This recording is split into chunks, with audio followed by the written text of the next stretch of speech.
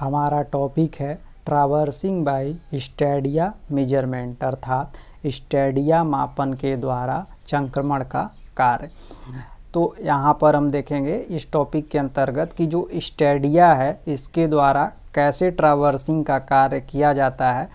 क्योंकि जो स्टेडिया क्या होता है इसके बारे में हमने पिछले लेक्चर में बताया हुआ है कि स्टेडिया क्या होता है। स्टेडिया जो ये होता है ये कुछ इस प्रकार का एक बिम्पट होता है जिसमें जो समानांतर जो रेखाएं होती हैं ये ऊपरी स्टेडिया, और ये जो होता है ये हमारा निचली स्टेडिया होता है, ये क्रॉस हेयर होता है अर्थात पृष्ठतंतु।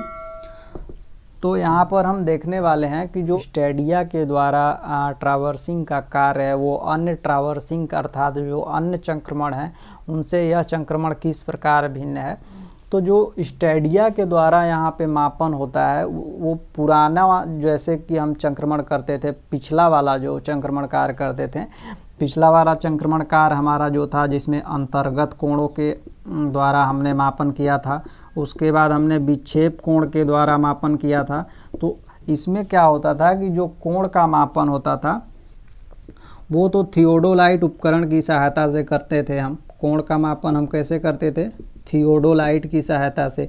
और जो दूरी का मापन हम करते थे, दूरी का मापन वो हम मैनुअली हाथ से ही कर लेते थे फीता या चेन की सहायता से। तो जो दूरी का मापन है वो हम कैसे करते थे? चेन या फीता की सहायता से। लेकिन यहाँ पे जो स्टेडिया मेजरमेंट है, इस स्टेडिया मेजरमेंट में कोण जो है वो थियोडोलाइट के द्वारा ही मापा जाएगा, लेकिन जो दूरी का मापन है वो स्टेडिया का जो एक फार्मूला होगा उसकी सहायता से मापेंगे। तो अर्थात जो स्टेडिया तारें होती हैं उनकी सहायता से हम दूरी का मापन करेंगे। तो इसकी अगर हमको परिभाषा लिखनी होगी अगर एग्ज़ाम में लिखने के लिए कि जो स्टेडिया मेजरमेंट के द्वारा जो संक्रमण का कार्य होता है वो क्या होता है, तो हम कुछ इस तरीके से लिख सकते हैं कि इस विधि के अंतर्गत जो संक्रमण का कार्य है, इस विधि के अंतर्गत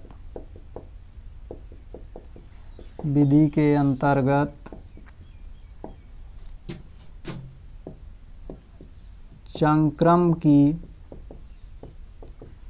भुजाओं, संक्रम अर्थात ट्रावर्स की भुजाओं के बीच बने कोणों का मापन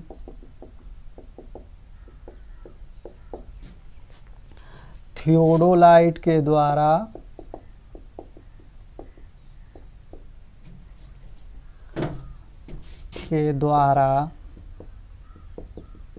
तथा उनके बीच की दूरी का मापन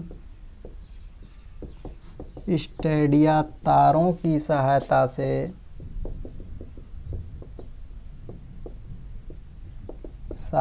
से की जाती है। यहाँ पे जो मुख्य डिफरेंस जैसा हमने बताया है वो यही है कि यहाँ पे जो दूरी का मापन है वो स्टेडिया तारों की सहायता से होता है, न कि जरीब या फीता की सहायता से। तो ये वाला नहीं होगा, यहाँ पे ये होगा। अब जो यहाँ पे दूरी का मापन है वो दूरी का मापन हम कैसे करते हैं उसको यहाँ पर देखेंगे। तो स्टेडिया तारों की सहायता से दूरी मापन। तो जो दूरी मापन का कार्य है इसमें हम क्या करेंगे कि जैसे हम जो भी ट्रावर्सिंग का कार्य कर रहे हैं, तो अगर मान लीजिए कि कुछ इस तरीके से हम ट्रावर्सिंग कर रहे हैं, यहाँ पर हमारा उपकरण है, अगर ए बिंदु पर हमारा उपकरण है, ये हमारा बी, सी और इधर डी हो गया मान लीजिए। तो अगर हमारा उपकरण बिंदु ए पर स्थापित है तो यहाँ पे हम ए बिंदु पर उपकरण स्थापित कर दिए और बी बिंदु पर हमारा जो स्टाफ रहेगा अर्थात जो हमारा गज रहेगा वो यहाँ पर रखा रहेगा। बिंदु बी पर जब हमारा स्टाफ रखा हुआ है तो वहाँ पर जो स्टेडिया का जो तार है उसकी सहायता से जब हम पाठ्यांक को पढ़ेंगे तो जो निचला मान और जो ऊपर का वाला मान रहेगा उन दोनों मानों का जो अंतर आएगा उसी की सहायता से हम क्या करते हैं कि जो ये बीच की दूरी है वो ज्ञात करते हैं। तो वो निचला मान और जो ऊपर वाले मान हैं उन दोनों मानों के बीच का जो अंतर आएगा उसका हम सूत्र में कैसे प्रयोग करेंगे, इसके लिए हम पहले सूत्र को देखते हैं। तो प्रयोग में आने वाला सूत्र है उसको हम यहाँ पर देखेंगे, D बराबर यस इंटू एफ बटा में आई कोष्ठ बंद प्लस एफ प्लस डी, ये हमारा सूत्र हो गया। तो यहाँ पर जो D है ये जो हमने जैसे जो A बिंदु हमने यहाँ लिया था और यहाँ पे हमारा स्टॉप था B बिंदु पर, तो ये जो क्षैतिज दूरी है वो ये क्षैतिज दूरी बताता है। D जो है वो क्षैतिज दूरी बताएगा। उपकरण तथा जो स्टाफ है, स्टाफ के बीच की क्षैतिज दूरी बताएगा, वो D बिंदु हमको बताएगा। और जो ये यस बिंदु है, यह यस बिंदु क्या है, ये हमारा पाठ्यांक जो हमने स्टाफ पर जो हमने पाठ्यांक पढ़ा उस पाठ्यांक का अंतर बताएगा। ये पाठ्यांक का अंतर ये बताएगा। और जो एफ बटा में आई जो है इसको हम कहते हैं मल्टीप्लाइंग कांस्टेंट कहते हैं, अर्थात गुणज स्थिरांक कहते हैं। इसको हम कहेंगे मल्टीप्लाइंग कांस्टेंट अर्थात गुणज स्थिरांक। और जो एफ प्लस डी है इसको हम एडिटिव कांस्टेंट कहते हैं, अर्थात संयोज्य गुणांक। अब हमको यहाँ पे चार चीज़ें मिल गई। सबसे पहला क्षैतिज दूरी, उसके बाद पाठ्यांक का अंतर जो है वो यस हो गया हमारा, उसके बाद गुणज स्थिरांक F by I, F plus D जो है वो संयोज्य गुणांक हो गया। इनमें से जो ये एफ बटा आई है अर्थात जो गुणज स्थिरांक है, इस गुणज स्थिरांक का मान हम लेते हैं 100 लेते हैं, इसका मान हम 100 मान कर चलेंगे। और जो ये संयोज्य गुणांक है इसका मान हम 0 लेकर के चलते हैं। तो जब हम टैकोमेट्री बताएंगे तो टैकोमेट्री के अंतर्गत इसको और अच्छे से डिटेल में वहाँ पर बताएंगे।